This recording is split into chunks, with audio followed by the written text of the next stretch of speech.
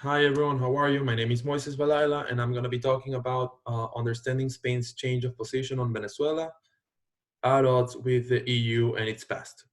This is a subject that is really important to me and really interesting because I am a Venezuelan on the diaspora, and I find it truly amazing when my country actually has such an important influence on the development of other countries' internal political conflicts, as well as the development of international relations between multiple parties. Right.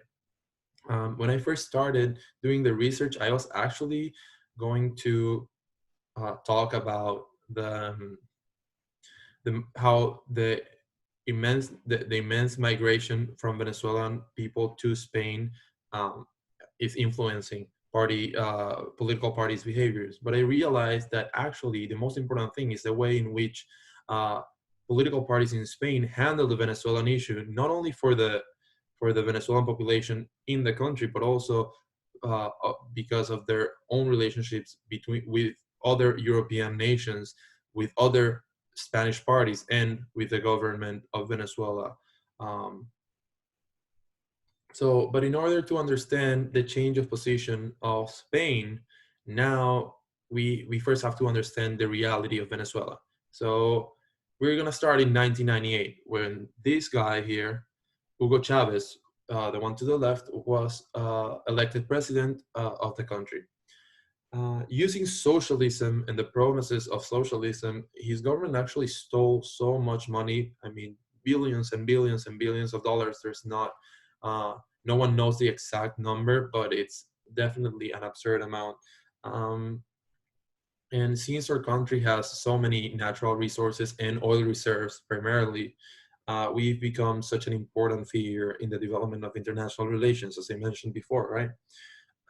And the problem is that corruption has not been the only issue with the country. But since 1998, we've had one of the largest, of the highest hyperinflations in the world, and we're also one of the most unsafe countries in the world. Those are two of the reasons that explain the absurd amount of people that migrate, that leave Venezuela. We are a country of over 30 million people, and over 3 million people have left the country since Chavez took power, right? So that's a crazy number, right? 3 million people left the country. That's just so much, right? And Florida is one of the main hubs of recipients of Venezuelans. Uh, that's why I'm here. But Spain is definitely the second one. And that's really interesting because in the mid 20th century, during Franco's dictatorship in Spain, many political refugees and asylum seekers and economic migrants left Spain for Venezuela, and now the roles are reversed. And now we see a lot of migration from Venezuela to Spain. The interesting part of it is that over 200,000 Venezuelan live in Spain, and that number is definitely rising. And uh, out of those people, over 60% have a Spanish passport. That's really interesting because that means that out of that population, almost all of them are able to vote and actually influence uh, political outcomes in the country, right? That's why it's really important. The problem was in 2013, after Chavez died, we have this guy in the middle, Nicolas Maduro, became the president of Venezuela after he won against the opposition candidate called Enrique Capriles Radonsky. Uh, the problem was that a lot of people said that those elections were rigged and that Maduro didn't actually win. And so even a lot of people started to doubt the legitimacy of the Venezuelan government. Although a lot of people had already been doing that before, now it became a much more evaluated thoroughly type of process, and people were not really believing in Maduro's legitimacy, right? So um, the thing with that was that in excuse me, in early now so that leads to this person, Juan Guaido, which didn't become an actually important player in the development of Venezuelan politics up until late 2018, early 2019. Um, so now we're going to talk about the brief history that led to Guaido being such an important figure in Venezuelan politics, right? So in 2015, the opposition won the majority of the National Assembly, which is crazy because that meant that the opposition it was one of the first moments in which the opposition actually was able to secure one of the most important aspects of our government. The problem with that was that in 2018, Maduro's government was tired of the behavior, let's say, of the National Assembly, and he created a new National Assembly, literally, like undermining everything that the actually and constitutional National Assembly was doing. So that obviously posed a big problem, right? And and then the new National Assembly was not recognized by many countries in the world. The chaos started to begin, and Maduro accelerated the process to hold new presidential elections in order to try to claim more legitimacy because he won. But actually, what that created was more turmoil. The opposition, alongside key international community players like the EU and the US, did not recognize the result.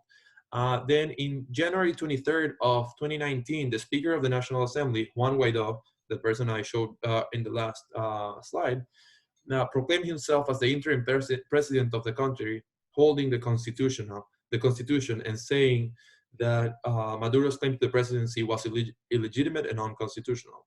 Venezuelans went out to the streets uh, to support Guaido, not only in Venezuela, but also in all of these different hubs of Venezuelans around the world. So Madrid, Miami, New York, Bogota, Sydney, all over the world. It is also important. It is also important to note that the EU took a vote on the legitimacy of Guaido as president of Venezuela. The European Parliament voted 471 votes in favor, 101 against, with 103 abstentions. Why has Spain deviated from the EU's perspective and behavior towards the Venezuelan issue? This is the puzzle, right? So in order to understand that, we have to understand a little bit more about the political climate of Spain. So there are 5 influential parties right now called Podemos or United We Can, which there's not an actual translation to it, and there's not an acronym for political science purposes. I'm sorry about that. I did all my research and I couldn't find anything adaptable for the English language, but they are the left-wing party. Then we have PSOE, which is the center-left and socialist party. Then we have Citizens, which is a center-right. And then we have Partido Popular, Popular Party, or PP, the center-right, right-wing. And then we have Vox, which is the right-wing to far-right, which I definitely place under the far-right name tag. In 2018, there was a problem because there was a ruling against the current Prime Minister, Mariano Rajoy, a member of the Popular Party, stating that their party was guilty of operating a slush fund. After that, Pedro Sanchez, the Secretary General of the PSOE, became Prime Minister with the support of the Podemos, the left-wing party, and with the support of nationalist, Basque and Catalan parties. The problem was that in 2019, the Catalan Nationalist Party withdrew their support from the PSOE, forcing Sanchez to call for new elections. Those elections in April didn't amount to anything, so new elections were called again in November. After that, new coalition government was comprised by the PSOE and Podemos. Right here, we have some pictures of Mariano Rajoy, leader of the PP, and of Pedro Sanchez, Prime Minister of Spain. So our dependent variable is that the Spanish perspective and behavior towards the Venezuelan issue. So to understand that, let's talk a little bit about the context. So from 1998 to the present, center-right and far-right parties in Spain have always had disagreements with Chavez and Maduro's government. They want nothing to do with it. In 2009, King Juan Carlos I, sorry, showed contempt towards Chavez and asked him to shut up in the middle of a televised meeting. Jose Luis Zapatero, who is the ex-prime minister and a member of the PSOE, showed its support and maintained good relationship with Chavez throughout the governments of the both of them. But after Maduro became the president and all the scandals broke out, PSOE withdrew their support from Venezuela's government. In 2018, Maduro named the Spanish ambassador to Venezuela, Jesus Silva, as a persona non grata. He stated that the ambassador committed continuous aggressions and acts of interference in the internal affairs of the country. But many people actually believe that the reality was that the ambassador was used as a punishment for the EU's newly enforced sanctions against Venezuela and against the Venezuelan government and its officials. The problem with this was that the Venezuelan government, Maduro actually believed that it was Mariano Rajoy, the then prime minister, the one that actually pushed for the sanctions to pass, right? So after that happened and all the changes in the Spanish government happened, the PSOE under Pedro Sanchez, the new prime minister, actually accepted Guaido as the legitimate president. This was early 2019, but now under the new coalition, Pedro Sanchez actually called Guaido early in 2020, sorry, the opposition leader, shifting the dynamic and shifting the perspective with which the Spanish government understands and treats the reality of the Venezuelan issue.